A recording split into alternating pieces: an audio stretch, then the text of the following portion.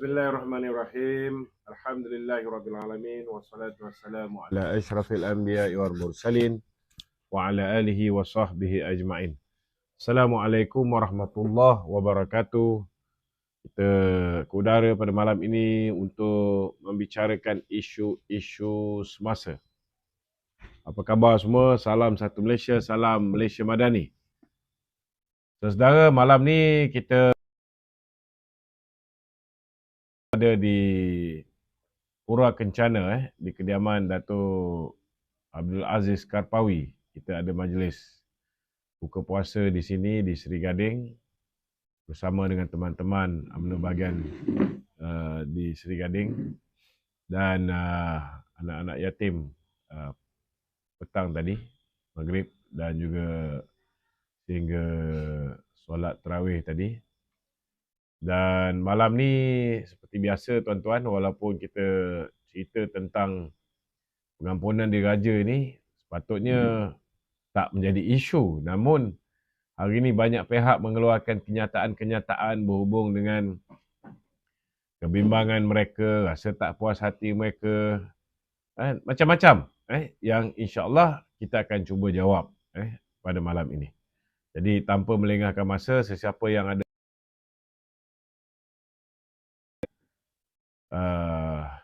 talian apa? Tak ada talian Ruangan komen tu. Di ruangan komen di ruangan komen Facebook atau ruangan komen Facebook lah sebab apa ni YouTube ni dia kita tak ada orang yang membaca untuk YouTube ni. Jadi bolehlah ajukan di ruangan komen Facebook. Next time bawa apa ni kita punya talian tu. Jangan tinggal. Okey. Silakan. Begitu. Kenyataan hari ini oleh ketua tokoh wartawan negara iaitu A. Kadir Jassin itu menyatakan kalau UMNO simpati kepada Muhammad Najib. Tokoh apa? Dekat sini tu tokoh wartawan negara. Wartawan. Daripada Malaysia Kini punya. Dia bukan tokoh pengampu Mahathir. Oh, betul. Ini kenyataan daripada Malaysia Kini tu. Kalau UMNO simpati kepada Muhammad Najib, tidakkah ia bersifati kepada semua rakyat jelata yang kena tanggung dan bayar balik lebih 50 bilion hutang 1MDB? Dia menyifatkan bahawa otak rakyat Malaysia yang 32.6 juta sama macam otak dia yang merupakan penyokong tegar Tun Dr. Mahathir agaknya lah. Pertama sekali, kalau kita punya keahlian UMNO 3.4 juta tolak dengan 32.6 juta tu pun jawapan dia bukan 27. Jadi dia kena correct fakta dia. Kata tokoh wartawan kan. So, betulkanlah dulu fakta ni. Yang kedua dia, mana datang 50 juta ni? Saya nak kena beritahu ramai orang tak sedar bahawa isu 1MDB ni bila isu ni berbangkit pada tahun 2013 bila isu ni berbangkit pada tahun 2013, pada ketika itu pada 1MDB ada lebih kurang hampir 52 bilion ringgit. Aset dia ada lebih kurang 52 bilion. Berapa hutang dia? Hutang dia tuan-tuan lebih kurang 42. To be specific, 41.9 bilion hutang dan aset dia ada lebih kurang 51 lebih bilion. Jadi tuan-tuan on paper sekiranya 1MDB jual semua aset dia, masih ada surplus minimum 6 bilion ringgit. Modal yang ialah 1 juta ringgit, iaitu 1 juta ringgit ini dibayar kepada kerajaan negeri Terengganu kerana sebelum 1MDB ni ditukar nama asalnya ialah Terengganu Investment Authority. Dia sebuah syarikat pelaburan di bawah kerajaan negeri Terengganu. Bila dia nak menerbitkan bond bernilai 5 bilion ringgit dengan mencagarkan hasil minyak bumi Terengganu, ke bawah Duli Tuanku Sultan Terengganu tak bersetuju, ke bawah Datuk Seri Ahmad Said, Menteri Besar Terengganu pun tak setuju. Dan akhirnya kerajaan pusat mengambil alih. Terengganu Investment Authority tukar nama kepada 1MDB. Jadi cerita-cerita dongeng yang mengatakan bahawa 1MDB duit hilang 50 bilion, ini semua tak betul tuan-tuan. Tak betul. Kalau kita tengok kenyataan yang dikeluarkan oleh kerajaan hari ini, jelas menunjukkan bahawa settlement yang dibuat oleh Goldman Sachs, Goldman Sachs ni pun melebihi 16 bilion ringgit tuan-tuan. Kalau Goldman Sachs bayar lebih 16 bilion ringgit, jadi macam mana dia orang mengatakan bahawa hutang tu nilai dia 50 bilion. Untuk makluman tuan-tuan, ramai orang tak sedar bahawa penyelewengan yang dilakukan terhadap duit 1MDB ialah penyelewengan yang dilakukan oleh Jolo. Bukan penyelewengan yang dilakukan oleh Datuk Seri Najib. Kalau kita tengok baru-baru ni di Kuwait, beberapa orang telah didakwa dan akhirnya yang dijatuhkan hukuman penjara di UAE, yang dijatuhkan hukuman penjara ialah Jolo dan rakan-rakan dia, rakan-rakan dia yang membantu Jolo untuk menyeleweng dana 1MDB. Sehingga hari ini tidak ada sebarang bukti yang mengatakan Datuk Seri Najib telah menyeleweng duit 1MDB ni tuan-tuan. Yang pasti sesedara ialah bila mana duit yang kononnya dikatakan datangnya daripada 1MDB, duit yang telah pun diinvest oleh 1MDB untuk program ataupun untuk projek cari gali minyak di Turkmenistan dan di Argentina, duit yang telah berjaya ditransfer within 20 pada Governor Bank Negara iaitu Zeti Akhtar Aziz. Zeti Akhtar Aziz, di mana suaminya Taufik Aiman sama-sama belajar dengan Jolo dulu, kan? Kalau tak kerana sogokan yang diberikan oleh Jolo 715 juta kepada Zeti melalui syarikat milik suami dan anaknya di Singapura, 715 juta tuan-tuan, bukan sikit. Sudah pasti Zeti Perdana Menteri ketika itu iaitu Datuk Seri Najib Tun Razak yang mengatakan bahawa Datuk Seri Najib minta supaya Zeti cek sama ada sumbangan duit daripada kerabat diraja Arab Saudi ini betul ke tak betul, duit ni ada unsur jenayah ke tidak, ada unsur rasuah salah guna kuasa ataupun tidak, datang daripada pembiayaan aktiviti keganasan ataupun tidak. Dan akhirnya tuan-tuan, selepas dibuat pemeriksaan oleh Zeti, akhirnya Zeti telah mengeluarkan 3 pucuk surat memberikan kelulusan untuk duit ini dibawa masuk ke Malaysia. Zeti sendiri mencadangkan supaya Datuk Seri Najib tidak memasukkan duit itu ke dalam akaun UMNO, sebaliknya masuk dalam akaun dia sendiri di M-Bank. Zeti sendiri mencadangkan supaya duit ini dipecah-pecahkan, jangan masuk seleput 681 juta.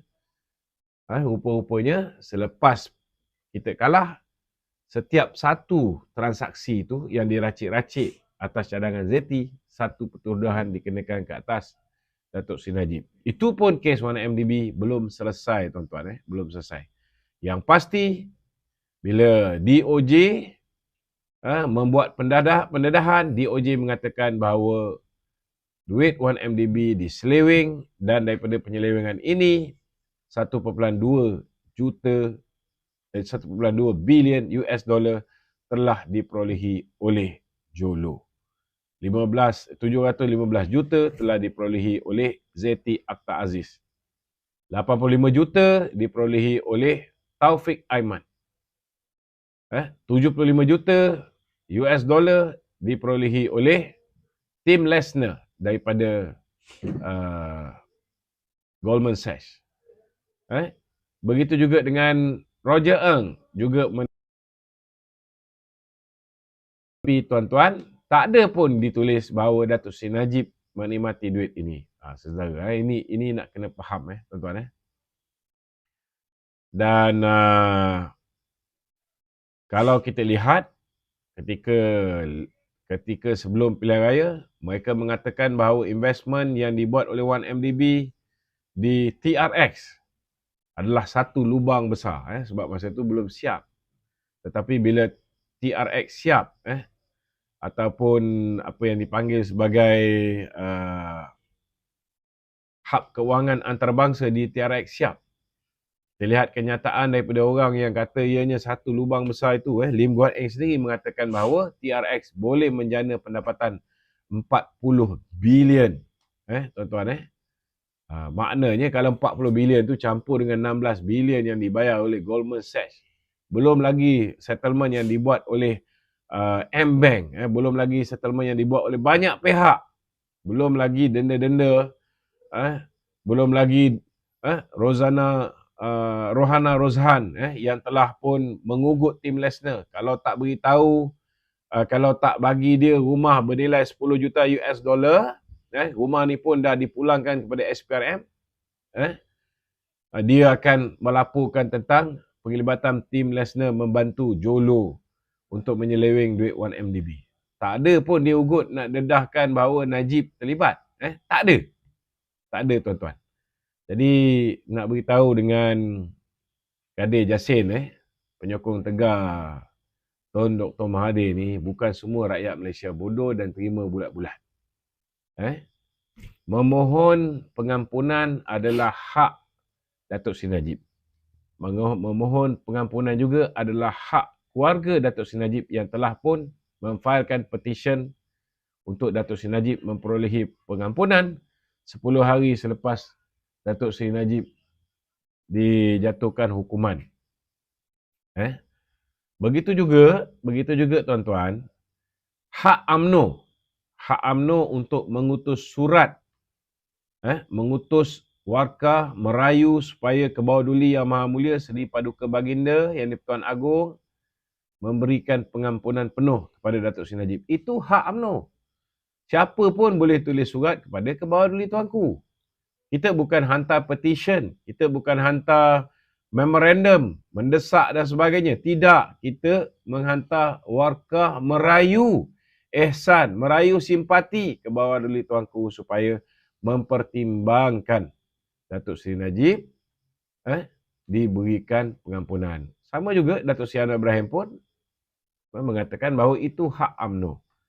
Dan sehingga hari ini disebabkan belum ada pengesahan, nama Datuk Seri Najib masuk dalam lembaga pengampunan pada 28 hari bulan ni.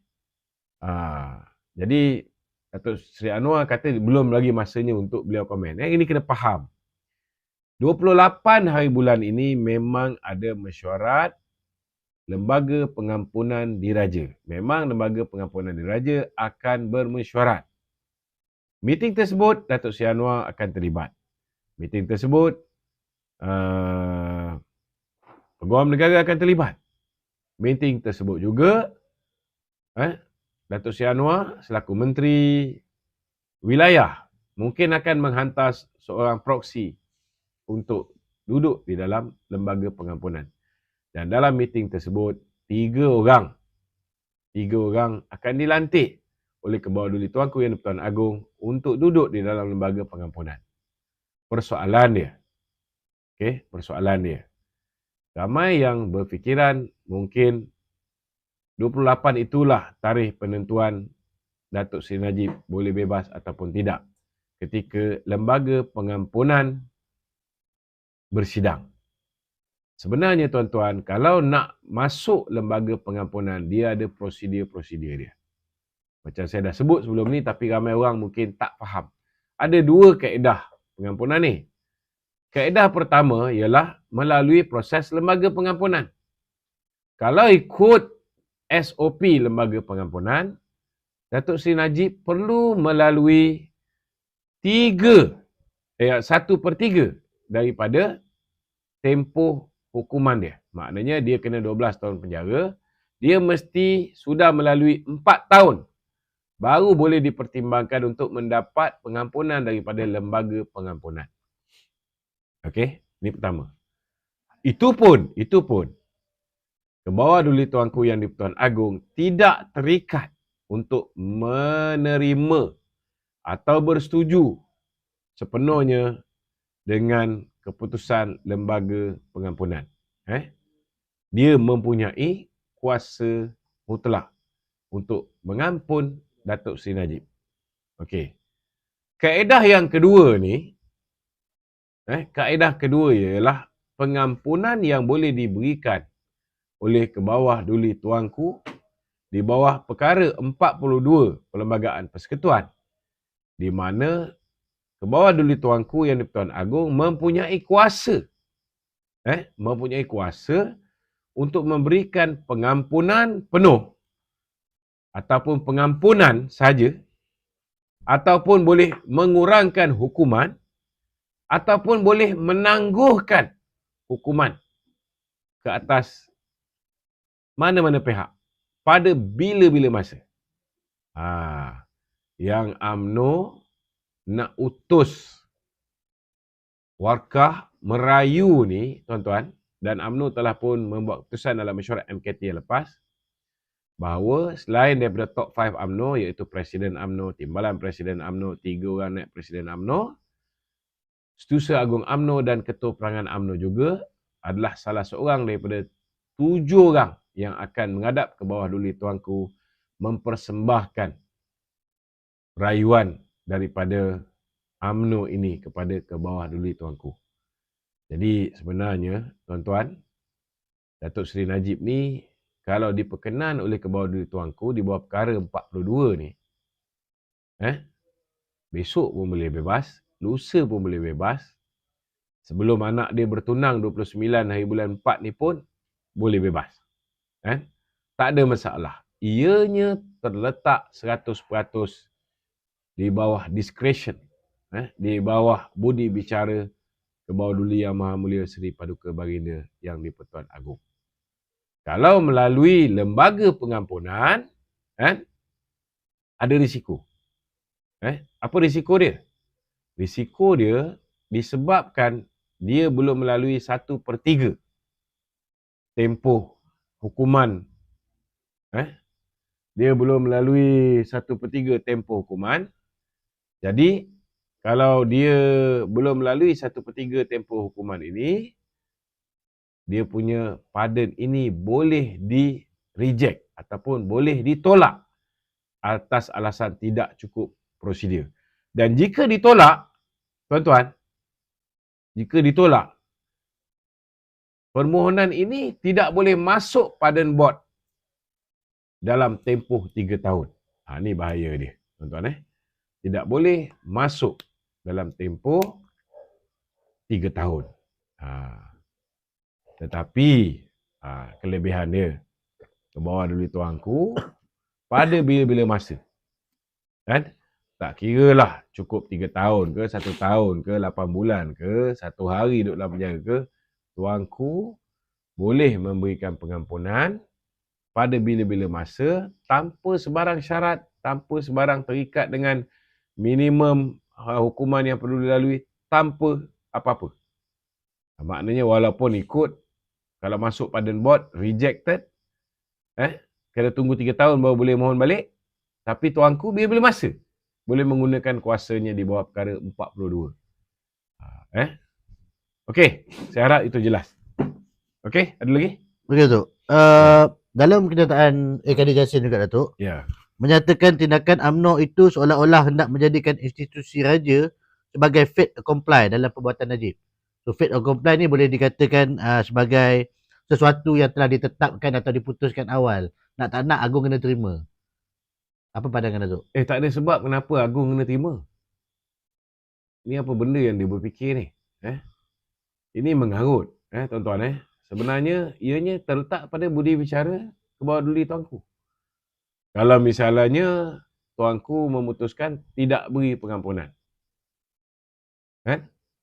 Tetapi sebulan selepas tu, manalah tahu tiba-tiba ada bukti-bukti baru pula keluar. Ada pendedahan-pendedahan baru pula keluar yang menampakkan dengan lebih jelas. Bukan hanya daripada kenyataan Hakim Abdul Rahman Sibli yang telah mendedahkan banyak benda yang berlaku dalam kes pembicaraan Datuk Seri Najib. Tapi mana tahu minggu depan ke, lagi bulan depan ke, tiba-tiba lebih banyak bukti. Bila-bila masa Kebawah-Duli Tuanku boleh memberikan pengampunan.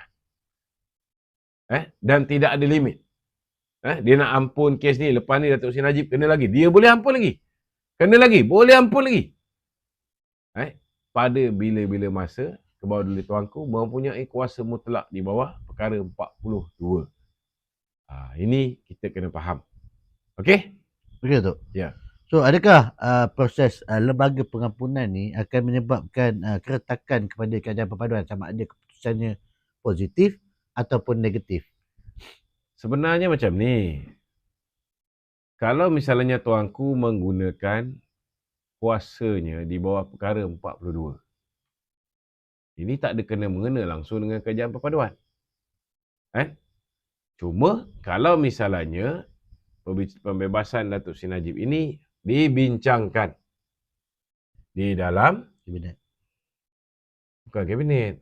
Pembebasan Datuk Seri Najib ni dibincangkan di dalam lembaga pengampunan diraja. Yang mana dalam itu ada Datuk Seri Anwar Ibrahim. Dia ada beberapa pro dan kontra.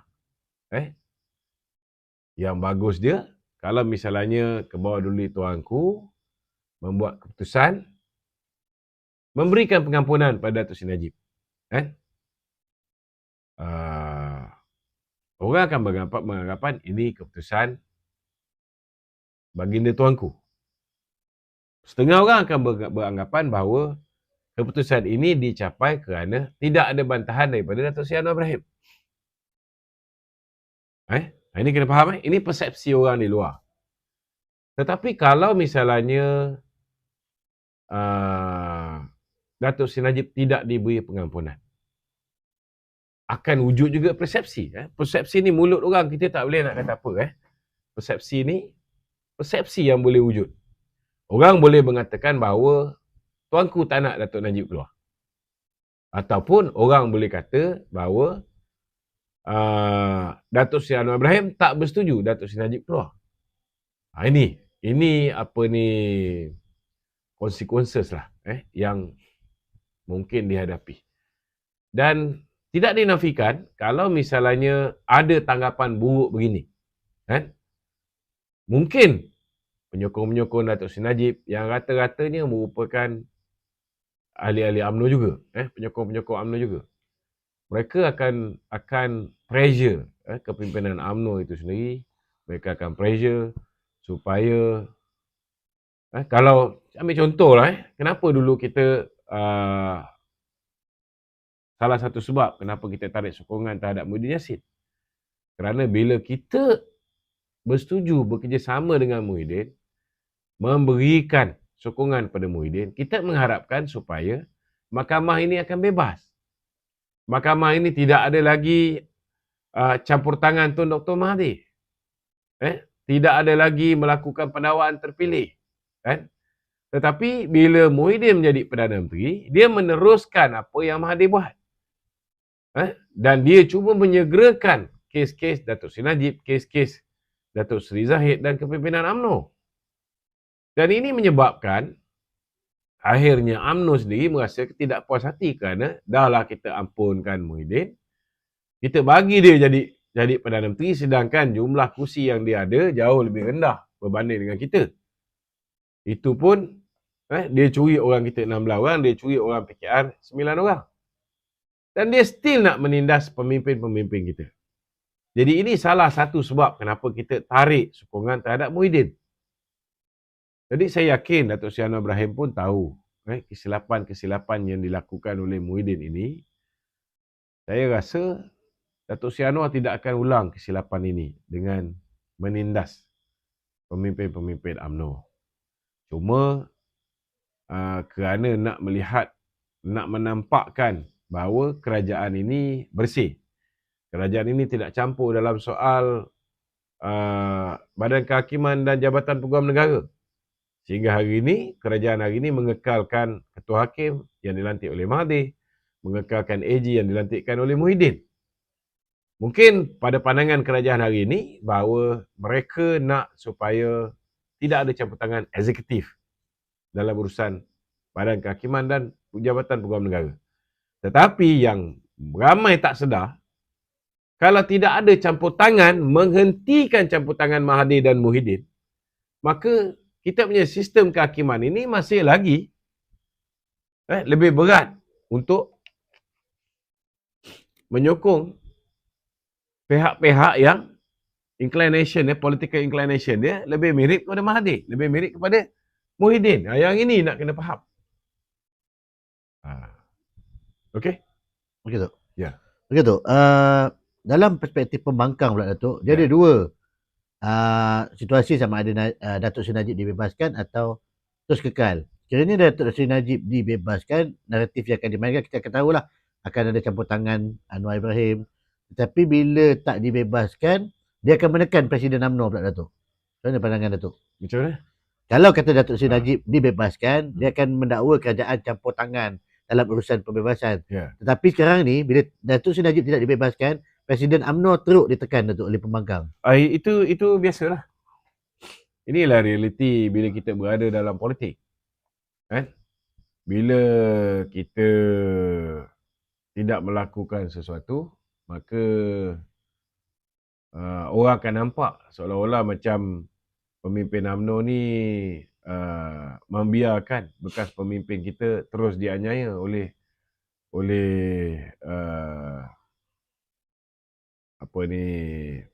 kerajaan hari ni, kan? Sebenarnya yang memasukkan pendakwaan ke atas Datuk Najib ialah Mahathir. Yang meneruskan pendakwaan ke atas Datuk Seri Najib ialah Muhyiddin. Yang akhirnya berada dalam kerajaan ketika Datuk Najib dipenjarakan ialah Ismail Sabri. Tapi sudah pastilah kerajaan hari ini yang akan menjadi mangsa, kerana bila semakan ini berlaku, kita dah ada kerajaan baru. Selagi tak tukar Ketua Hakim Negara, selagi tak tukar AG, macam mana kita nak dapat result yang berbeza? Sedangkan Ketua Hakim Negara adalah lantikan daripada Tun Dr. Mahathir. AG lantikan daripada Muhyiddin Yassin. Dia tidak akan ada perubahan. Kalau nak perubahan, kita kena pastikan Ketua Hakim Negara ialah seorang Ketua Hakim Negara yang neutral. Yang boleh berlaku adil kepada semua kaum, semua agama, semua darjat masyarakat. Tak kira latar belakang politik. Dia boleh berlaku adil pada orang UMNO, orang PAS, orang PKR, orang apa semua. Selagi puak-puak Mahathir dengan Muhyiddin ini berkuasa, tak ada apa yang kita boleh buat. Dan dengan tidak campur tangan itu mengakibatkan orang-orang Mahathir dan orang-orang Muhyiddin terus bermaharajalela. Dan bila mereka terus bermaharajalela, tidak ada keadilan, akhirnya yang akan dipersalahkan oleh ialah kerajaan. Jadi sebenarnya, suka tak suka, mesti ada campur tangan untuk membersihkan sistem kehakiman, membersihkan Jabatan Peguam Negara. Itu penting. Okey Datuk. Okey. Saya tinggal satu tadi Datuk. Kadir Jassin tadi Datuk. Ya. Dia menyatakan statement yang dikeluarkan 3 juta ahli UMNO memohon untuk pengampunan. Bagaimana Datuk nak membilas kenyataan tu yang menyokong 3 juta ahli UMNO menyokong pengampunan tersebut Datuk? Maksudnya melalui platform apa tu Datuk? Ini semua cerita yang direka oleh Kadir Jassin. UMNO tidak pernah pun organize sebarang bentuk petition. Ada setengah orang bertanya dengan saya, kenapa petition yang minta supaya Datuk Najib tak diberikan pengampunan? 134,000 orang. Kenapa petition yang sokong Datuk Seri Najib diberikan pengampunan ada 7,000 orang? Saya nak beritahu, yang buat petition tak nak Datuk Najib diberi pengampunan ni bersih. Kan? Geng-geng bersih ni memang benci dengan Datuk Najib. Dan dia dah buat 8 bulan. Kan? Bagi saya tak berapa setuju buat petition ni. Sebab saya tahu rakyat Malaysia ni malas untuk tanda tangan petition. Kalau kita ambil kira buat petition ni, maknanya daripada 32.6 juta rakyat Malaysia, hanya 134,000 orang yang tak nak Datuk Najib bebas. Adakah itu bermakna yang lain semua sokong Datuk Najib? Betul tak? Kalau nak fikir cara Kadir Jasim punya otak udang ni berfikir, begitulah. Begitulah analogi yang saya boleh berikan. Hebatlah Datuk Najib. Daripada 32.6 juta ni, hanya 134,000 orang saja yang tak nak dia bebas. Yang lain ni semua nak dia bebas. Itu sebab dia orang tak tanda tangan petition yang dibuat oleh Bersih. Boleh saya cakap macam tu? Betul. Itu sebab saya secara peribadi, saya walaupun ada setengah orang beranggapan at least we do something. I don't support this kind of efforts. Saya setuju dengan apa yang UMNO buat. UMNO hantar surat rayuan. Dia pilih ketua-ketua bahagian, ketua-ketua wanita bahagian, ketua-ketua pemuda bahagian, ketua-ketua puteri bahagian untuk hantar rayuan kepada ke bawah dulu tuanku. Inilah effort yang paling baik. Merayu. Sebab kita nak buat petition untuk apa? Kita nak buat petition untuk apa? Nak desak Agong. Kalau kita desak Agong, baik-baik Agong memang nak bagi pun. Tiba-tiba orang desak-desak, dia tak bagi. Backfire tak? Backfire. Tapi kalau NGO, macam contoh sekarang ni, ada 7,000 lebih dah tanda tangan petition yang NGO usahakan. Itu hak mereka. Kita tak boleh halang. Itu hak mereka. Mereka nak buat, kita tak boleh halang. Janganlah ada manusia-manusia yang tak cerdik pula. Dia kata, yang menyokong ni baru 7,000. Yang dah tak menyokong, dah 134,000. 7,000 tu baru 2-3 hari buat. Yang tak sokong tu, dah 8 bulan. Sama tak? Pakai ni. Jangan main cakap pakai kepala lutut. Okey? Betul, bersetuju dengan pandangan Datuk bahawa... Tanya ni Datuk Aziz, dah ready lah? Saya bersetuju dengan pandangan Datuk. Ya. MKT pun dah sebulat suara. Ketua bahagian, ketua wanita bahagian pun, itu boleh dikira sebagai satu suara daripada UMNO untuk... Yalah. Kita mohon takkan nak minta tersebut. tanda tangan 34 juta. 3 juta. Berapa? 34 juta. 3.4 juta. Macam mana kita nak cari tanda tangan sampai 3.4 juta ni? Bila UMNO dulu diharamkan pun nak dapat tanda tangan ahli-ahli lama tu nak masuk ahli baru pun setengah mati. Itu pun tak dapat 100%. Tapi lebih 70% lah yang sign. Dan itu memakan masa yang sangat lama. Sangat lama. Jadi malam ni tuan-tuan, malam ni kita ada Datuk Aziz Karpawi.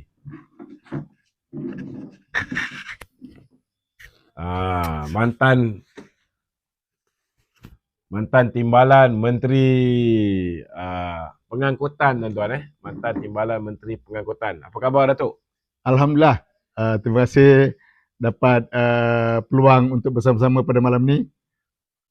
Okay, jadi apa komen Datuk tentang keputusan yang diambil oleh UMNO untuk menghantar warkah rayuan kepada Kebawah-Duli Tuanku? Pada dasarnya saya menyanjung tinggi Majlis Tinggi UMNO atas usaha ini kerana jelas hari ini saya melihat kepincangan dalam sistem kehakiman negara. Apabila telah jelas kata orang tu sudah terang lagi bersuluh, Hakim Nazlan didapati melanggar kod etika hakim. Ya. Tiba-tiba tidak ada satu tindakan kepada hakim yang telah melanggar ini. Seolah-olah Hakim Nazlan ada kekebalan. Ketua Hakim Negara pun saya melihat dia tidak melaksanakan tanggungjawabnya dengan menyalahkan SPRM melangkaui batas perbatasan kehakiman. SPRM siasat pun Ya, dia kata tak ikut protokol. pasal saya melihat banyak juga hakim yang telah ditangkap oleh SPRM. Jadi kenapa hakim-hakim yang telah ditangkap Zaman Tengku Maimun pula tu. yang lepas-lepas kenapa boleh pula? Boleh. Sekarang Hakim Nazlan tak boleh Tak pula. boleh. Jadi janganlah double standard. Semata-mata melibatkan Datuk Najib. Ya, jadi saya melihat di sini berlaku kepincangan yang perlu diambil perhatian oleh pihak yang lebih di atas. Jadi memang sesuailah kalau yang di Pertuan Agong mengambil tindakan untuk mentuntaskan isu ketidakadilan dalam kes Datuk Seri Najib ini, kerana Hakim Nazlan telah terbukti oleh pihak penguatkuasa yang beliau telah menyalahi undang-undang. Jadi dan kalau ikut peraturannya, maka dengan tersendiri penghakiman terhadap Datuk Najib itu is null and void, ataupun kena ulang bicara. Di hadapan seorang hakim yang lain tidak ada konflik of interest. Yang tidak ada konflik interest. Ya. Tetapi kenapa ketua hakim negara diam membisu? Dan sepatutnya peguam negara pun boleh ambil sesuatu tindakan. Kalau baru-baru ini peguam negara telah meminta pihak Badan Kehakiman untuk menangguhkan kes Datuk Seri Najib yang berkaitan dengan IPIC. Kenapa itu boleh? Kenapa ini tidak boleh? Jadi hendak seribu daya, tak hendak seribu dalih. Dan saya melihat hari ini kedua-dua pihak peguam negara dan ketua hakim negara tidak bertindak sejujurnya lah. Itu pandangan saya. Cuma yang kita heran Datuk mungkin orang lama Datuk berada di dalam kerajaan ketika tahun 1992 ke 1993. Krisis perlembagaan. Ingat lagi Right. Dan pada ketika itu, kalau tak silap saya, kita pindah perlembagaan persekutuan. Semata-mata ni Mahathir buat ni tuan-tuan untuk tarik kuasa raja-raja. Kalau sebelum ni raja-raja ni ada immunity. Betul. Raja-raja ni dia ada immunity. Tak boleh didakwa di mahkamah. Benar. Tapi selepas ditarik kuasa raja tu, raja pun boleh dihadapkan ke muka pengadilan. Betul. Tapi kenapa tidak ada sebarang pindaan perlembagaan, tak ada apa sehingga hari ni Hakim Nazlan ni lebih raja daripada raja-raja kat Malaysia. Mungkin Datuk boleh komen sikit. Ini satu hakikat yang benar-benar berlaku hari ini. Dan hari ini cukup memalukan. Rakyat telah mengetahui, kata orang tu it is an open secret. Rahsia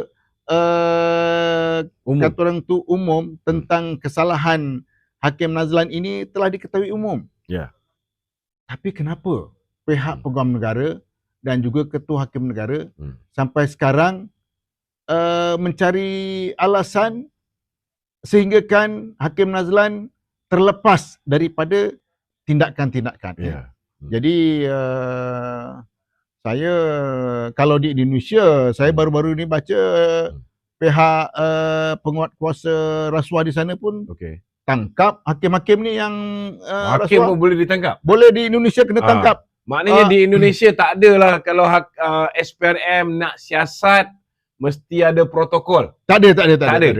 Maknanya SPRM kalau nak siasat hakim-hakim kena beritahu ketua hakim negara. Setahu saya dekat Indonesia apa yang berlaku yang terbaru, dua hakim di Indonesia memang ditangkap dan telah diambil tindakan. sebenarnya dekat Malaysia pun tak ada protokol tu. Tidak ada protokol. Dan di Malaysia pun di Malaysia juga tidak ada undang-undang yang mengatakan kalau nak SPRM, nak siasat hakim, kena dapat izin daripada Ketua Hakim Negara. Betul. Memang tak ada, tuan-tuan. Itu memang tak ada. Sebab itu SPRM pun telah mengesahkan sendiri bahawa pihak SPRM berhak berkuasa untuk menyiasat hakim-hakim yang telah melakukan rasuah lah, melakukan sesuatu salah guna kuasa. Oleh kerana pada awalnya ada laporan tentang kemasukan duit di akaun Hakim Nazlan, maka sebab itu SPRM menyiasat. Dan apabila SPRM menyiasat, didapati rupanya bukan saja isu itu, tetapi isu-isu lain telah terbongkar. Termasuklah kod pelanggaran kod etika hakim ini. Termasuklah penglibatan Hakim Nazlan dalam penubuhan SRC International. Kerana ketika itu dia merupakan General Counsel dan Head of Legal Affairs Maybank. Dia juga merupakan Company Secretary Maybank. Dan dalam minit mesyuarat mengesahkan dia hadir. Dia mengesahkan dia hadir di dalam mesyuarat yang telah memutuskan supaya Maybank cadangkan 1MDB menubuhkan SRC International. Tapi dalam judgement Hakim Nazlan, dia kata Najib bersalah kerana niat dia tubuhkan SRC tu pun dah tak betul. Padahal dia terlibat dalam penubuhan SRC tu. Dibayar pula tu. Jadi saya RM800,000 Maybank dibayar oleh 1MDB. Saya melihat apa Datuk punya saranan pada kerajaan? Saya berpandangan kerajaan harus bertanggungjawab untuk membetulkan kepincangan-kepincangan ini. Kerajaan pun tidak boleh kata orang tu berdiam diri. Setelah kepincangan ini terpapar di media-media sosial. Dan siasatan SPRM pun telah diketahui umum. Kerajaan tidak boleh kata orang tu tutup mata sebelah. Hari ini kita perlu menampilkan sebuah kerajaan yang penuh keadilan. Dan kita pun tahu bahawa kerajaan hari ini ditunjangi oleh Parti Keadilan. Keadilan rakyat. Jadi kita pun nak kena diterjemahkan. Diterjemahkan. Kena betul-betul adil. Dan saya melihat penganiayaan terhadap Datuk Seri Najib sangat menyayat hati. Kerana penghakiman yang amat arif Datuk Rahman Shibli memang cukup jelas.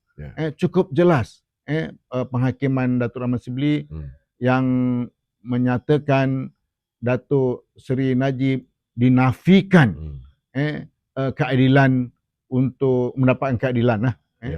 Jadi cukup menyayat hati. Mungkin Dato' nak komen tentang perlantikan baru UMNO. Wajah baru UMNO. Macam mana Dato' nampak dengan kepimpinan baru UMNO ni, macam mana peluang untuk UMNO di masa akan datang? Ya, saya melihat dengan kepimpinan baru, dengan pelantikan baru ini, dianya menggabungkan yang lama dengan yang baru, dan saya merasakan bahawa mempunyai satu energi yang barulah, dengan dimensi baru, dan saya berpandangan pasukan ini mampu bergerak dengan lebih mantap untuk memastikan sokongan rakyat kepada UMNO ini terus kukuh di masa akan datang. InsyaAllah. Jadi tuan-tuan, itulah dia Datuk Aziz Karpawi mantan Ketua UMNO bahagian Seri Gading yang juga merupakan mantan Timbalan Menteri Pengangkutan dan mantan Ahli Majlis Kerja Tertinggi UMNO. Jadi saya harap tuan-tuan dapat share live kita pada malam ni supaya kita dapat berikan kefahaman kepada seberapa ramai yang mungkin. Bagi mereka-mereka yang nak kami bantu untuk share, tuan-tuan boleh save nombor telefon saya 0138387038. Save nombor ni supaya tuan-tuan boleh masukkan nombor saya ni di dalam grup WhatsApp tuan-tuan. Jadi saya akan blast setiap hari ke dalam grup WhatsApp tuan-tuan semua isu-isu tentang politik semasa. Dan dalam masa yang sama juga saya sudah pun upload tadi QR code dan juga link untuk tuan-tuan menyertai komuniti penerangan UMNO Malaysia. Jadi jangan lupa tolong share live kita pada malam ni. Assalamualaikum warahmatullahi taala wabarakatuh. Okey, sama-sama. Assalamualaikum.